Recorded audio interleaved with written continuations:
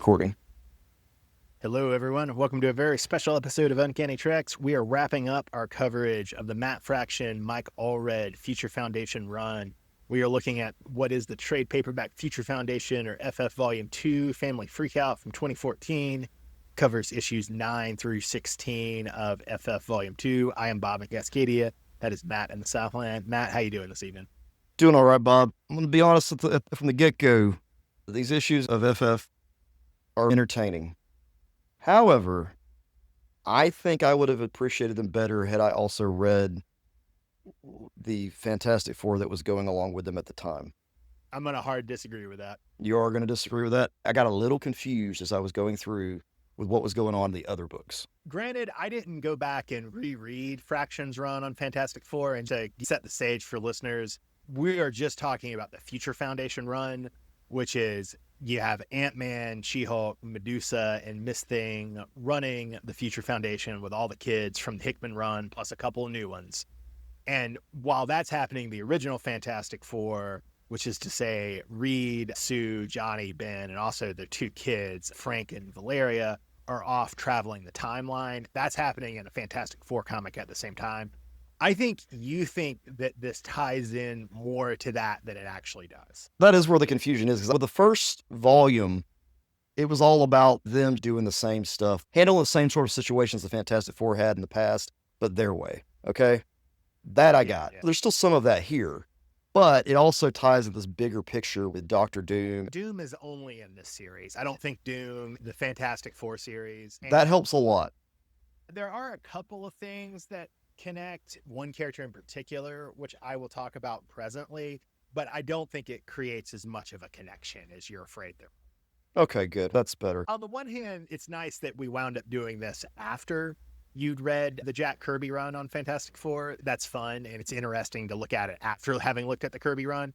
On the other hand, maybe we would have enjoyed this slightly more if we hadn't run out of time, if we'd done it back when we originally planned to do it, which is to say after we finished up the Hickman Fantastic Four and Future Foundation stuff. That may be true, but also at the same time, having the knowledge from the Kirby run has been awesome because I can see the parallels in what Fraction was trying to do with his writing versus Kirby's. Shall we jump into the first issue, issue 9? This is called Last Splash. The art's by Joe Quinones, who's doing a fill-in for Mike Allred. I have not read the Howard the Duck series from the 2010s, but I believe Joe Quinones did the art for that. Number 9, Bob, we got Bentley 23 makes a documentary of the Future Foundation kids at a pool party, while the host, a CEO who is an alien that was rescued by the time-lost Fantastic Four when he was Julius Caesar, offers the Fantastic Foe his time ship to rescue the Fantastic Four.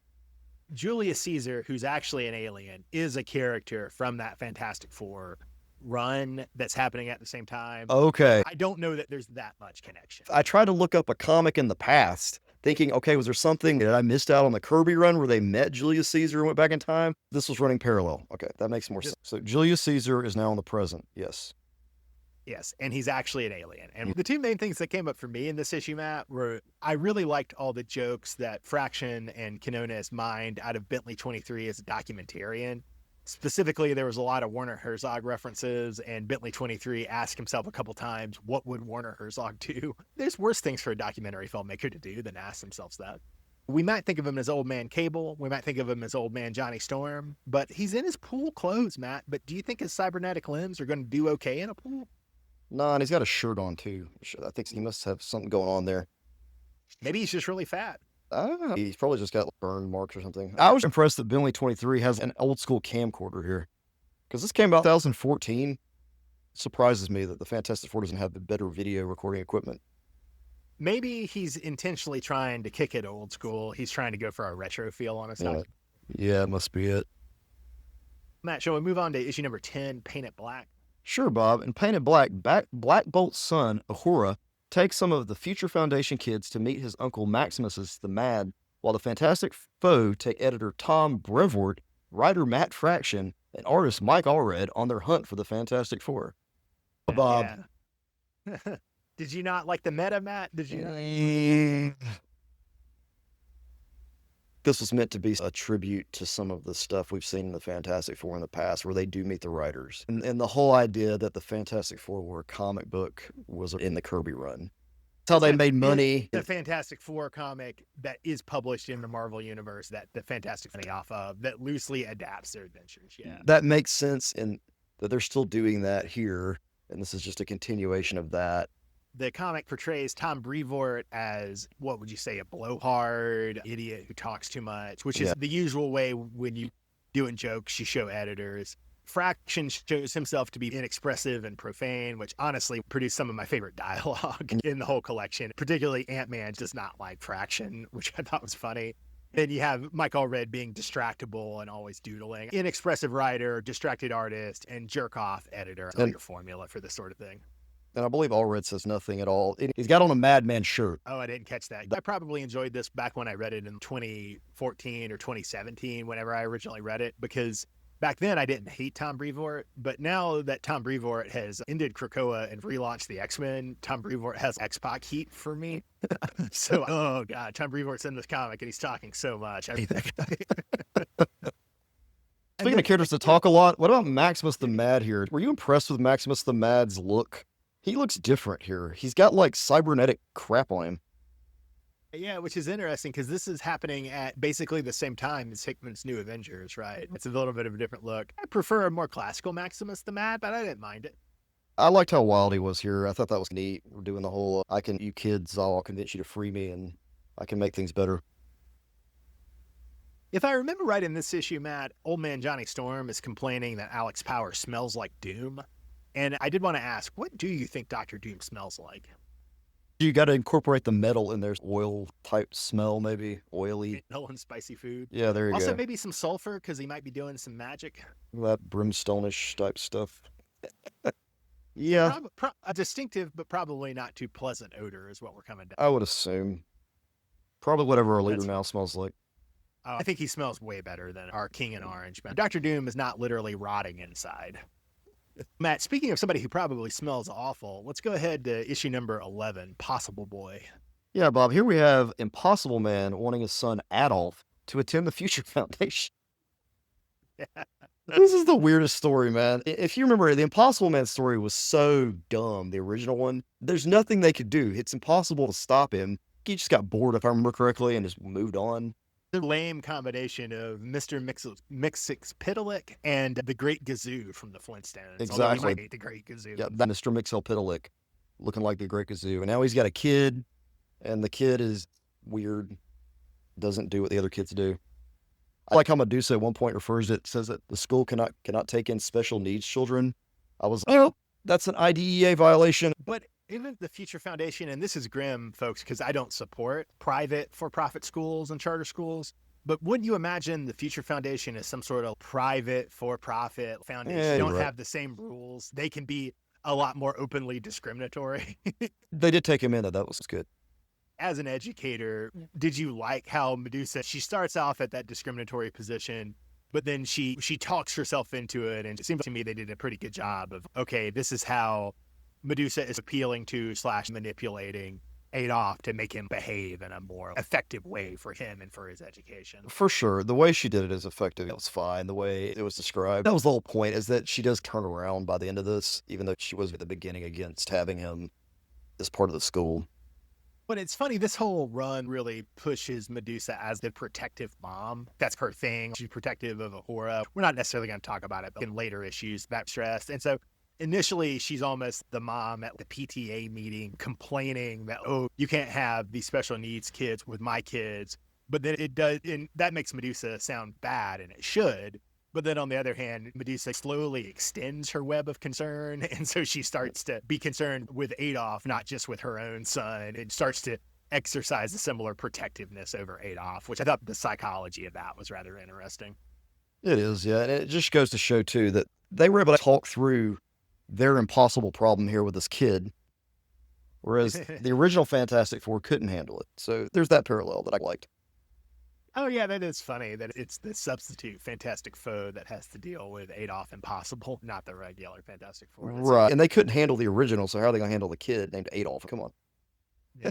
There's also apparently a Miss Impossible as well, which I thought was neat. Does their whole family of them? Yeah. Although, Matt, not to shame you, but don't be heteronormative, Matt. Maybe fifth dimensional imps don't reproduce sexuality. Yeah, maybe they're all just the same thing. Yeah. Do you remember that great and awkward moment in a chemistry class where your dad, the chemistry teacher, talked about asexual reproduction, where it's if a little me just split off from me, and then everybody in the class turned and looked at you? No, I don't remember that. That's hilarious. True story. I don't remember that. I remember stuff about Bentley 23. One other education thing in this issue, and this is really easy, but it still really made me laugh that they have Julius Caesar, who's an alien, teaching a class for the Future Foundation on coming, seeing, and conquering. Really makes me laugh. Vini Vidi Vici, man. Vini Vidi Yeah. Vici. Do you have an opinion Or, for her? I don't have a particularly strong opinion about him. I guess I would say I'm slightly negative, but honestly, I don't pay that much attention to him. That's how I fared. I didn't know if he becomes a bigger thing later on. He just seems like he's meant to be the next Black Bolt, is what they're going for. I mentioned this on the prior one, but this is back in the era where I still believe at this point the plan is for Fraction to take over the Inhumans and to make them Marvel's Game of Thrones. And that would make tie a lot into more the sense. TV show that's about to happen. And so I think that's probably why Fraction is writing Uhura the way he is. He has plans. But yeah, I've read the Charles Soule Inhumans because Charles Soule winds up taking the Inhumans instead of Fraction. But I don't remember a thing about it. And I don't remember if Uhura factors into it at all. Okay. Bob, let's move into issue number 12. Yeah, issue 12 is Mind Mischief. And this is also a real turning point for the run. So Fraction drops off both Future Foundation and I think also off Fantastic Four at around this point. Everything else from here, I think, is based off his plots or at least his outlines or his pitch. But I don't think he has any more direct involvement in starting with issue 12 to the end. And Mike Allred's brother, Lee, who sometimes writes for Mike, comes on and scripts and maybe is even doing some plotting. But the way they credit it is Fraction gets the story credit along with the Allreds, and then Lee is credited as the scripter. But issue 12 is Mind Mischief. What goes down in Mind Mischief, Matt? The solicit sells this as a She-Hulk versus Miss Thing issue, but it really is more about the Future Foundation kids having hijinks and metatextual moments. A lot of little moments in this one that I thought were really amusing. We have some good Caesar stuff where Maximus the Mad is trying to get Caesar to help him kill somebody or something, and Caesar's just like, nah, man, I only do death wholesale. I don't do death retail. That made me laugh. And then we also have a funny scene of we're continuing to see Doom hang out with young Annihilus and young Kang and young Ravonna, and Doom just shoves Annihilus. That made me laugh. Yeah. This issue does have a cool image of Bulloids are explaining to Adolf the different color schemes of the superhero characters and how yellow, red, and blue are good, and green, purple, and yellow are bad. I love this page. Was this your favorite page in the whole collection? It's not my absolute favorite page, no, but this is a cool one. It is interesting. This is an example of a metatextual thing you like, which is Meek and the other Moloids explaining color theory in superhero comics to Adolf, whereas the prior issue where it's Revort, Fraction, and Allred showing up was metatextual stuff you don't like. That distinction's kind of funny. I agree with you. I think this works a lot better. This works way better. The whole idea is they're pointing out that Adolf's dad, he is purple and green, so he's a bad guy. Which Adolf is really struggling to accept. Yes. And it's also funny because you have Bentley 23 saying that he admires Impossible Man, Adolf's father, Paste Pot Pete, and Fing Fang Foom, which I just thought that was a funny list of villains, for all of whom are green, for Bentley 23 to be into. Another page I thought you'd like is that you do have the She-Hulk and Mrs. Thing fight, but it's Dragon Man staging it as a Rock'em Sock'em Robots thing, if you remember that toy. Yeah. And I also thought that might be your favorite page of the whole collection, in addition to the color theory. Dragon Man's weird in these last couple of issues. I'm just going to throw that out there. It's like they try to paint him as weird or creepy in a way that I don't think he was in the earlier issues. They're mining him for comedy more here than they did earlier in the Hickman run, to my memory. Exactly, yes. On the next page, Bob, after that, Adolf makes friends with a character. I don't remember who this character is. Will you please help me? Little blonde girl. Oh, is it the blonde girl watching anime? Yes. Who is this? Okay, they don't really introduce her, but that's Luna. She's Crystal and Quicksilver's kid, although Crystal and Quicksilver are now divorced. Crystal is the Inhuman who had the romance with Johnny Storm. Bob, you don't have to explain Crystal to me, because based on my Comic Book Geeks app, Crystal is my number 21 character because of the 500 issues I've read this year. She said of all the characters, she's 21 on the list. Wow. I guess Insane that's because we read that many issues of Fantastic Four. the Inhumans are in a lot of Fantastic Four issues. That's true. Crystal's everywhere. So, okay, that's Crystal's kid. I thought that maybe her kid showed up with Medusa's kid previously, but I just didn't remember. It does almost seem like Uhura is actually a Future Foundation kid, while it seems Luna is just hanging out watching anime.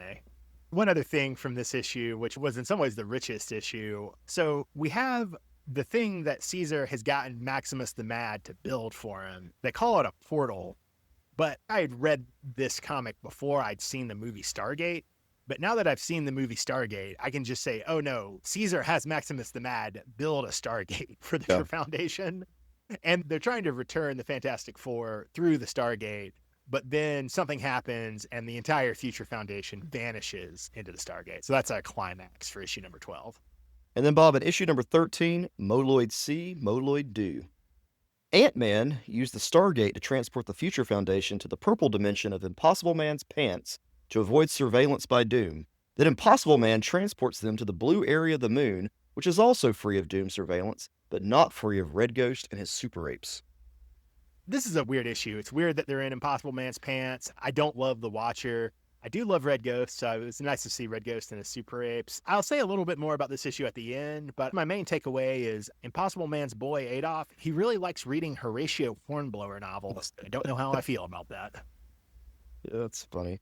There is one part in this issue where they want to go on this exposition about what we just summarized, how they got there, and it's covered over by Caesar just to say it's just they just shrank and teleported.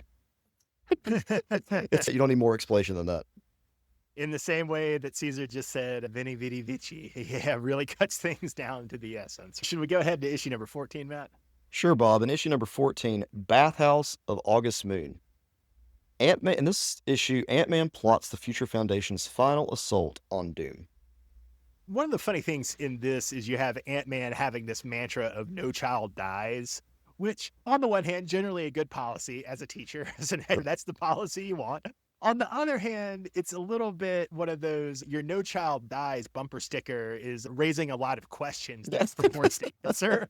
Yeah, what the hell are you doing where you have to actually worry about these kids dying like that all the time? It is a funny joke because this is coming out at the same time as Hickman's New Avengers. And so it very much is, at this point, Lee Allred's inversion on Hickman's everything dies Avengers, right? So it's funny in that. And maybe it's also a joke about George Bush and No Child Left Behind. I think that might be there too. Another thing we get is we get another alien showing up in this issue, Matt. And not only is Julius Caesar really an alien, but famous Chinese philosopher and military strategist Sun Tzu is an alien.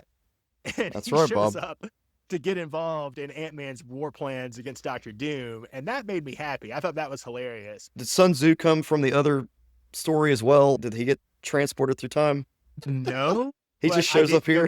I didn't, so maybe. Okay. I can't remember the mechanics of it, but they've got the Stargate so they can get whoever they... because we see them time travel later in the issue, right? Yeah. At this point in the run, I need a little help understanding what were Kang and Dr. Doom and Annihilus trying to do? Make one big Dr. Doom annihilation thing? Yeah, what was it? Dr. Doom, The Annihilating Conqueror. The idea is Doom wants to do this because he thinks it'll be the secret to him winning and getting godlike powers. But he's also worried, I think, about losing his identity to Annihilus or Kang, or about having to share the power with them in a sense.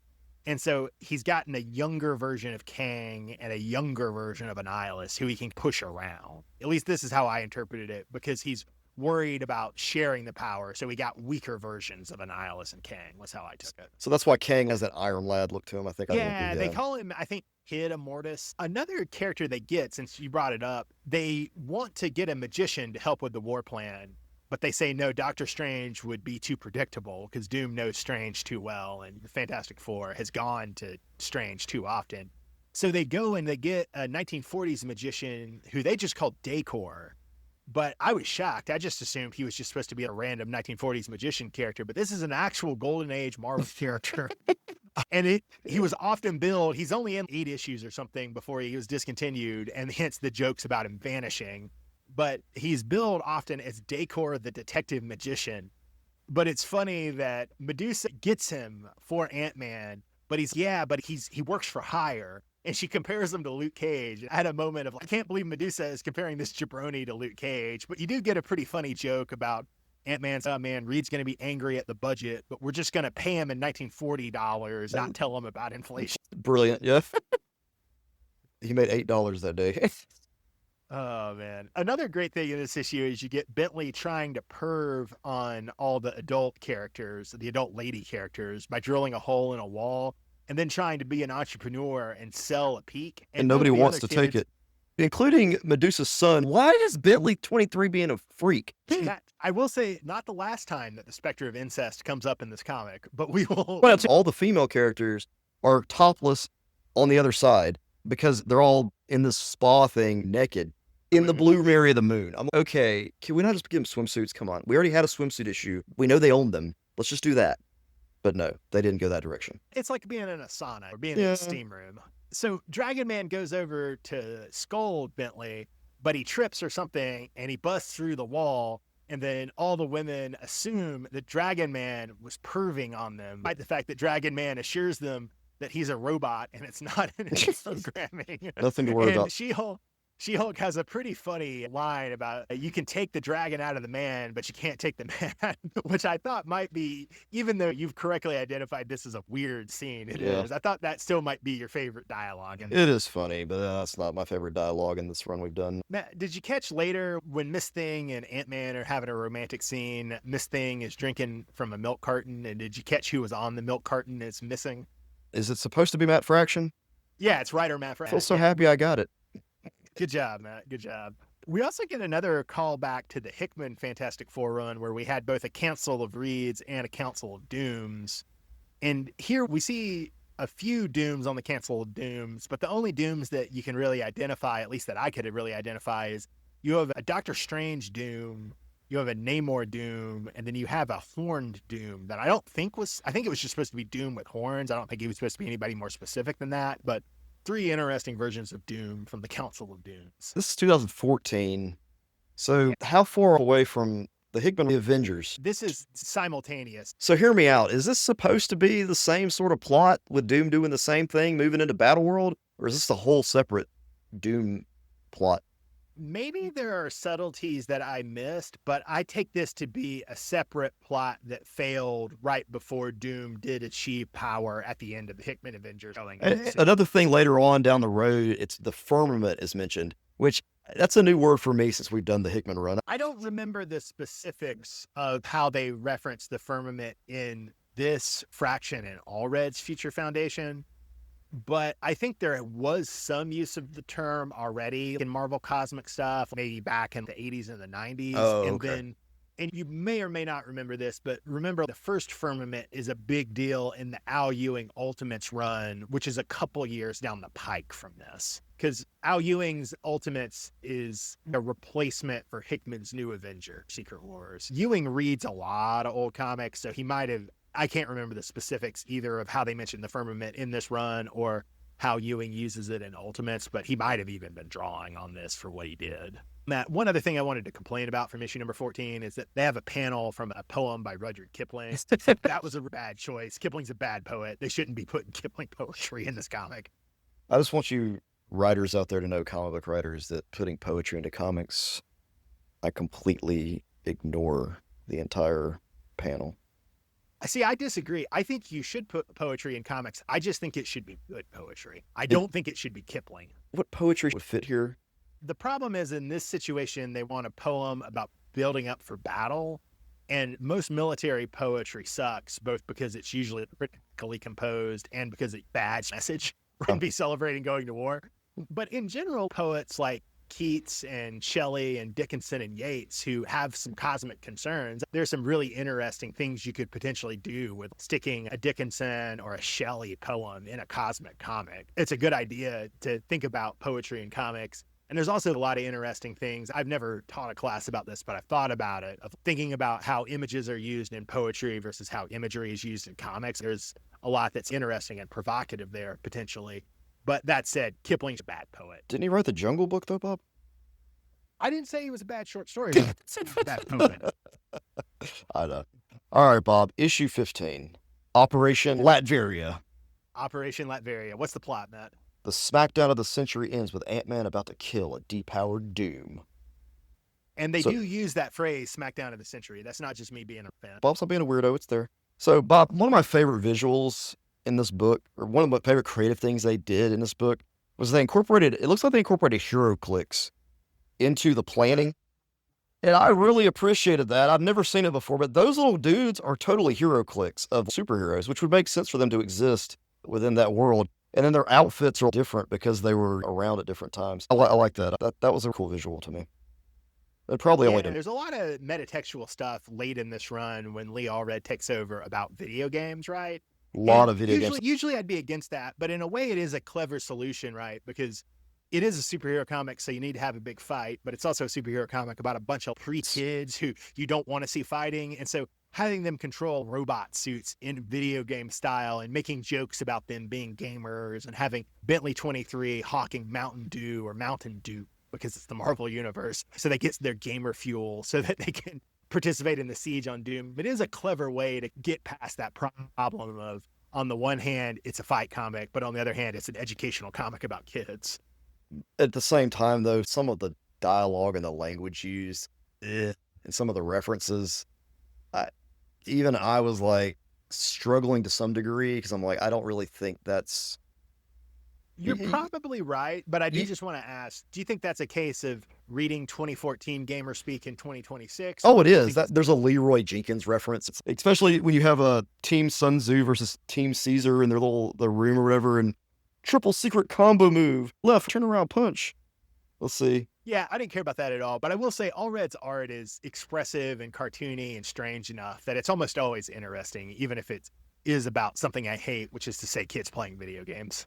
There's an incentive plan for the kids to play, which makes so much sense. They get 5 points per bot destroyed, lose 100 points per thing suit lost. Each thing suit restart, pay Dragon Man. A winning team gets an allowance raise, losing team takes piano lessons. Wow. Matt, there's one other complicated thing that comes up in this issue, and feel free to push back on this all you want, because I'm shaky on this. But I did not remember at all from reading this comic several years ago that Ravonna is Kang's girlfriend, who's been around Kang and Annihilus and Doom this whole run, right? Ravonna, and we mentioned that sometimes she goes by the codename Terminatrix last episode. But Ravonna claims she is Valeria, the implication being she's an older version of Valeria. And when I first read this, I didn't really understand much or care much about Kang or Ravonna, so I let that float on by. But now that I know more about Kang and Ravonna, especially because Kang was supposed to be big in the MCU, that seems huge to me. And it's surprising. I did some looking, and as far as I can tell, other comics don't run with that. As far as I can tell, that's just a revelation that only comes up here. It's ambiguous even here because Franklin thinks that Ravonna is lying or doesn't believe her, and no other comics have picked up on it. But that's fascinating. But it's also super, super disturbing because if you remember, the true identity of Kang is that he's Nathaniel Richards. And so that would imply, yeah. That ain't going to work. I don't know if the Allreds want that to be there as something super messed up, or maybe, I don't know. I think sometimes you can think of Kang as having so many different versions. Maybe some versions are Nathaniel, some versions aren't. I just thought that the incest tie there was weird, and I felt like I needed to bring it up. Does that make sense? Yeah, that is super weird. At the same time, it could be, I don't know, open-ended to some degree. There's a lot of weird stuff with Valeria about her being born twice, I think, because I think the first time she's miscarried in the 80s, and then she's actually born I think I have not read those comics in years. I don't remember the specifics, but maybe in a weird way, it's Ravonna goes back and causes Valeria to be born. So that would make Valeria Ravonna's younger self. It would also make Ravonna, in some sense, temporally prior to her younger self. And maybe on a certain level, that would also negate the incest because Ravonna has already been Kang's lover, and now she's being born as Kang's granddaughter. This is going to go off a little bit into some weeds, but in the MCU, they got rid of the Kang thing because of the actor, but now they've moved on to something even more complicated with the Doom thing. I've read that the most recent screenings and stuff dealing with Doom, people are freaking out because it's so confusing. And I don't disagree because I read the Hickman stuff and I can't believe they're going to make a movie out of that. I was, what? So much, man. You have to really have a grasp on how multiple universes, the firmament, all those things, cosmic level stuff. Your average moviegoer is not going to be able to follow that unless they've really followed the MCU rather closely throughout the years, which is that really what the expectation is now, to be able to have all this knowledge of all this shit that's gone on since 2007? The story we're reading today with FF, even though I have all this knowledge, I didn't even put that together. You're right, because that would totally make that an incestual relationship. And it's so complex. It's fun though, but it's creepy. It's fun. It is fun. I will say, as much as I've enjoyed this run, and I cannot speak highly enough of Mike Allred's art. I love Mike Allred's art. I do think we run into, and we're especially going to see this as we get to the last issue, but this is present in issue 15 as well, that this series does, in these last couple of issues, turn into a series of lectures. And I don't think it's an effective end to a comic. I'd forgotten that this comic a little bit fizzes at the end by turning into a series of lectures. It does, unfortunately, especially anything between Ant-Man and Doctor Doom. Some of their lines and dialogue, it sounds like Batman fighting the Joker. So do you want to go ahead and read us the plot for number 16, All We Have and Are? In number 16, the Watcher explains a unified three-axis theory of pin particles while Ant-Man lectures Doom and Ravonna, lets Doom briefly believe he's killed Valeria so that Doom won't try again to merge with Annihilus and Kang. See, it's simple, guys. It's very simple. There's a kind of big debate with Doctor Doom about, is Doctor Doom just the worst guy to ever live? Is he the Joker? Or is he an anti-hero? And I like Doom as an anti-hero, but clearly Lee and Mike Allred think Doom is the worst guy to ever live. Yeah, he's a bad guy. So Ant-Man is trying to lecture the reader. No, Doctor Doom is the worst. Maybe this coming after Hickman's run on Fantastic Four is also upping the urgency that Lee Allred feels here. On the one hand, I just don't think lectures make for good comics. But I also have to admit that I'm a little more hostile to this issue because it doesn't fit my image of Doctor Doom, which is I like Doctor Doom as an anti-hero more than I like him as the Joker. While you do not like the lectures, and I don't either, I agree. There's one, my favorite dialogue is in this issue, okay? It is when the Watcher explains all the different axes and how the pin particles work. But the whole reason I like the dialogue is because it starts off with him not wanting to tell the children because he realizes that humans always take that knowledge and then weaponize it or make it way worse or cause some sort of chaos with it. His wife, the Watcher's wife, is, no, let him know, give him the benefit of the doubt. So he goes into full detail explaining everything. And then you get this really good scene. You get Bentley 23 talking about how coming up with this plan for how they can take a negative pin particle, which Watcher didn't even mention. And they devised this whole idea, and the Watcher of how they can create this ultimate being that could cause this metamorphosis and all this crazy stuff in this force. And Watcher smashes it out of existence because he knows that knowledge doesn't need to be used. But they immediately decided to weaponize what they had just learned. There's just something funny about that because Bentley 23 is evil. He'll be awful one day. You're right that even though I think we're correct to give these last couple of issues a little bit of crap for just devolving into lectures, you're right that Lee Allred is clever enough that he is doing something where having Watcher give this lecture and it's immediately undermined or immediately ironized in a funny way. While I found Ant-Man lecturing Doom tedious, or Ant-Man explaining the plan in issue 15 pretty tedious, I do have to admit that the theory of the pin particles that the Watcher explains about how there's three axes of the pin particles and situating how all the different characters who use Pym particles like Vision and Ultron and the Wasp and Hank Pym sit on those axes, that did clarify a lot. It makes the Marvel Universe make more sense. You got to give Lee Allred and the Watcher credit for that. I love some pseudoscience too, Bob. And that's the best type of pseudoscience when you got a nice chart there and you have characters that aren't even supposed to be in the series. They're on the board. I just love it. One other thing I wanted to pick up before we go into a little bit of our favorite dialogue, favorite visual, favorite issue from this series is I was wondering if we ever see Miss Thing again, because I didn't remember seeing her again. And I did a little bit of looking, and the next Fantastic Four series is by James Robinson. I did read at least some of it. I don't remember it being good at all.